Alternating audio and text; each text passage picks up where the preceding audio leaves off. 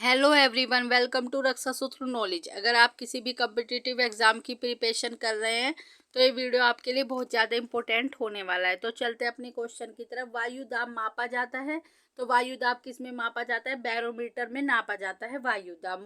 Most important है, कई बार exam में पूछा जा चुका है।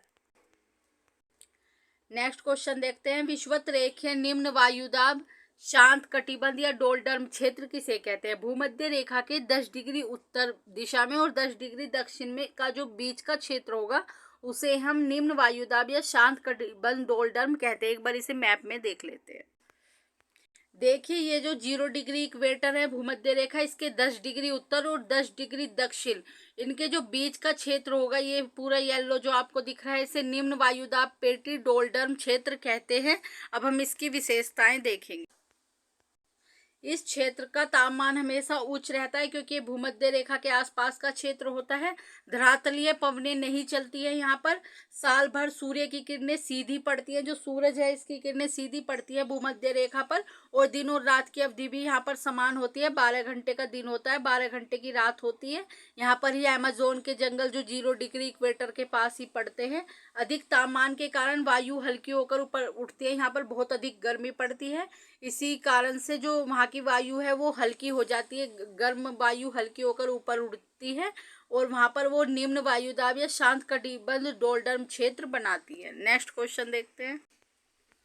उपोष्ण उच्च वायुदाब कर्क रेखा और मकर रेखा से जो 0 डिग्री इक्वेटर होती है उससे 23.5 डिग्री उत्तर और दक्षिण में कर्क रेखा मकर रेखा होती है।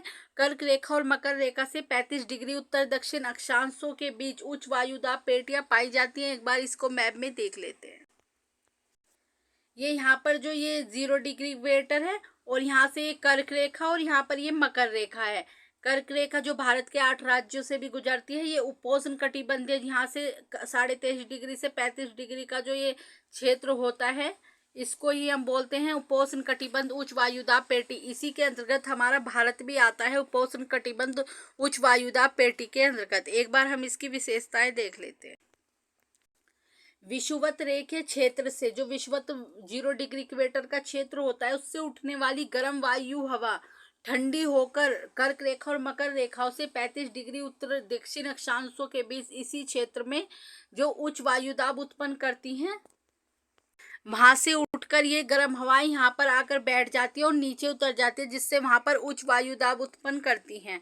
मोस्ट इम्पोर्टेंट है, इन्हें उच्च वायुदाब पेटी भी कहते हैं या अश्व अक्षांश भी कहा जाता है, क्योंकि कहा जाता है कि प्राचीन काल में जब पश्चिमी क्षेत्र के लिए यूरोप के लिए घोड़ों की आवश्यकता होती थी तो यहाँ से घोड़े जाते थे एशिया से।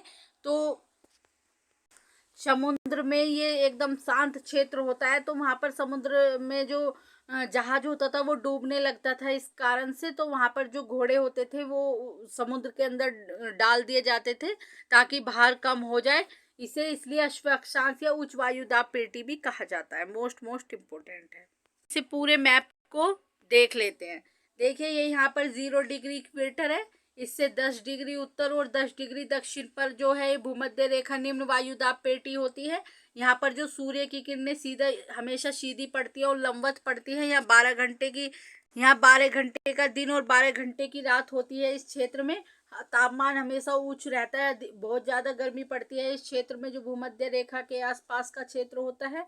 यहाँ पर ये पड़ता है। फिर यहाँ पर 23.5 डिग्री पे कर्क रेखा है और 23.5 डिग्री दक्षिण में मकर रेखा है। फिर यहाँ से जो 35 डिग्री का क्षेत्र होता है ये उपोष्ण कटिबंध उच्च वायुदाब पेटी आती है, यहाँ पर ही भारत पड़ता है। फिर ये ध्रुवों की तरफ जो हम देखेंगे ये उपध्रुवीय निम्न वायुदाब पेटी होती है, जो 45 डिग्री से 66.5 डिग्री के बीच की जो पेटी होती है उसे उपध्रुवीय निम्न वायुदाब पेटी के नाम से जाना जाता है। ऐसे ही दक्षिण में भी है, उपध्रुवीय निम्न वायुदाब पेटी के नाम से जाना जाते हैं। इन्हें ध्रुवीय कहते हैं। यहाँ से जो पवने चलते हैं उन्हें ध्रुवीय पवने कहते हैं, ठंडी पवने होती हैं। ऐसे यहाँ पर भी यहाँ से भी जो ध्रुवीय पवनें चलती हैं वो ठंडी पवनें होती हैं। हमेशा जो भूमध्य रेखा से पवनें चलेंगी वो गर्म होंगी और जो ध्रुवीय से चलेंगी वो ठंडी होगी। यहाँ पर ये ध्रुवीय है जो पृथ्वी का दक्षिणतम भाग है, 90 डिग्री पर होता है ये। ऐसे ही उत्तर दिशा में ये उत्तरी ध्रुव है, यहाँ पर भी 90 डिग्री पर ही होता है ये उत्तरी ध्रुव। मोस्ट इम्पोर्टेंट है। इस पेटी को आप अच्छे से देख लीजिए, आपको थोड़ा बहुत कुछ समझ में आ जाएगा। नेक्स्ट देखते हैं। अब हम यहाँ पर पवन पढ़ेंगे। जो एग्जाम में पवन से क्वेश्चन मोस्ट इम्पोर्टेंट है। पवन टॉपिक कई बार एग्जाम में इनसे क्वेश्चन पूछे ही जाते हैं, यूपीपीसीएस आरओ वगैरह में। क्षैतिज रूप से गतिशील हवा को पवन कहते हैं। पवन को प्रभावित करने वाले कारण देख लेते हैं, कौन कौन से कारण होते हैं पवन को जो प्रभावित करते हैं। इसमें आता है दाब प्रवणता बल, कोरियोलिस बल, अभिकेंद्रीय त्वरण, भूघर्षण। नेक्स्ट देखते हैं कोरियोलिस बल क्या होता है। पृथ्वी के घूर्णन के कारण पवनें अपनी मूल दिशा में विक्षेपित हो जाते हैं, ये कोरियोलिस बल कहता है। फेरेल का नियम देख लेते हैं। पवनें अपने दाईं ओर मुड़ जाती है उत्तरी अक्षांश में। जो उत्तरी अक्षांश होता है ये कहता है जी पवनें अपने दाईं ओर मुड़ जाती हैं, और पवनें अपने बाईं ओर मुड़ जाती है दक्षिण अक्षांश में। जो 0 डिग्री के उत्तर में होता है वो उत्तरी अक्षांश, 0 डिग्री के दक्षिण में होता है वो दक्षिणी अक्षांश कहलाता है। मोस्ट इम्पोर्टेंट है, एग्जाम में इनसे क्वेश्चन पूछे जाते हैं। नेक्स्ट देख लेते हैं बाइस बेरेट का नियम। बाइस बेरेट, यदि कोई व्यक्ति उत्तरी गोलार्ध में पवन की ओर पीठ करके खड़ा है तो उच्च दाब उसके दाईं ओर होगा, निम्न दाब उसके बाईं ओर होगा। ये बाइस बेरेट का नियम है। नेक्स्ट देखते हैं कोरियोलिस बल प्रभाव विषुवत रेखा पर शून्य होता है और ध्रुवों पर अधिकतम होता है। जो कोरियोलिस बल प्रभाव है वो विषुवत रेखा पर शून्य होगा, 0 होगा, और ध्रुवों पर वो अधिकतम होता है। नेक्स्ट देखते हैं पवनें निम्न प्रकार की होती है, कौन कौन सी होती है देख लेते हैं। प्रचलित पवन या स्थायी पवन। एक ही दिशा में वर्ष भर बहने वाली पवन को क्या कहते हैं? प्रचलित पवन या स्थायी पवन के नाम से जाना जाता है।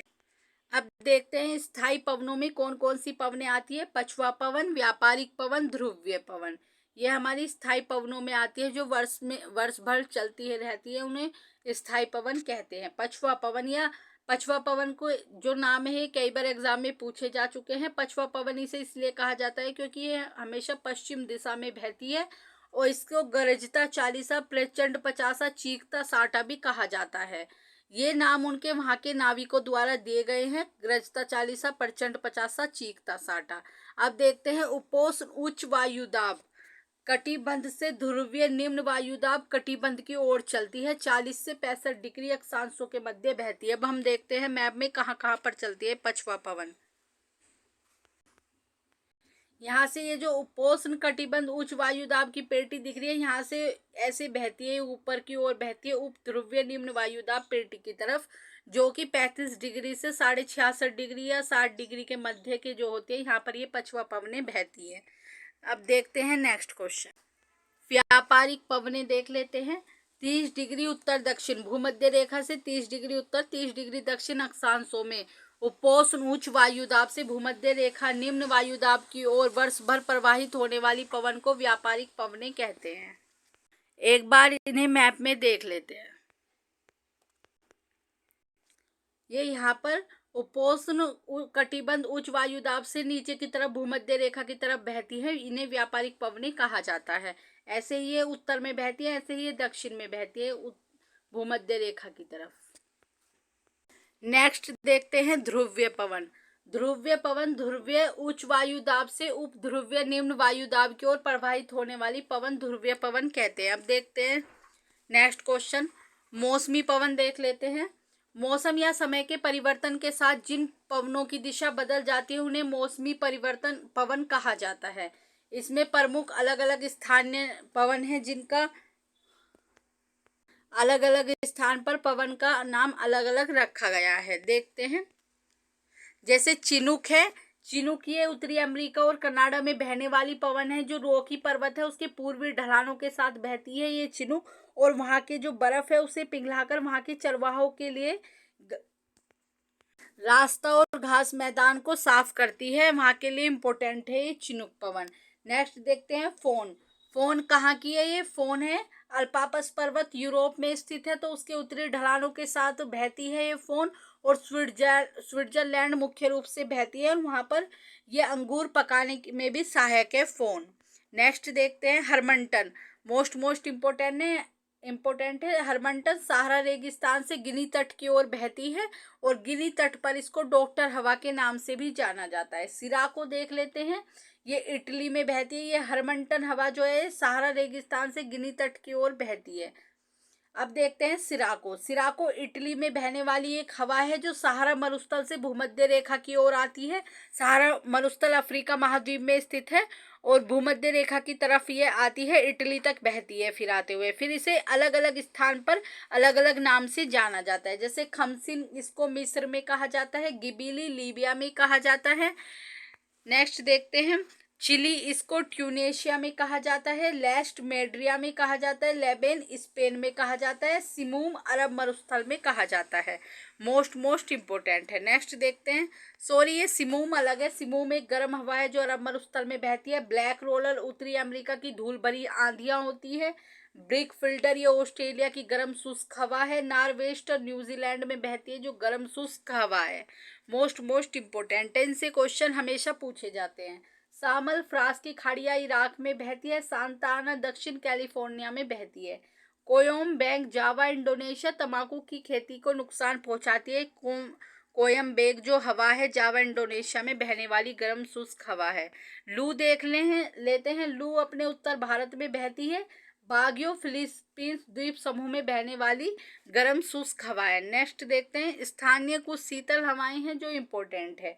विलीवाव अलास्का में बहती है। मिस्टल स्पेन और फ्रांस में बहती है। बुरान रूस में बहती है। विली ऑस्ट्रेलिया की जो शीतल हवा है। हबूब सूडान की है। और पुर्गा टुंड्रा प्रदेश में बहने वाली शीतल हवा है। अगर आपको क्वेश्चन का लेवल अच्छा लगा हो तो चैनल को सब्सक्राइब, वीडियो को लाइक एंड शेयर करें। Thank you so much.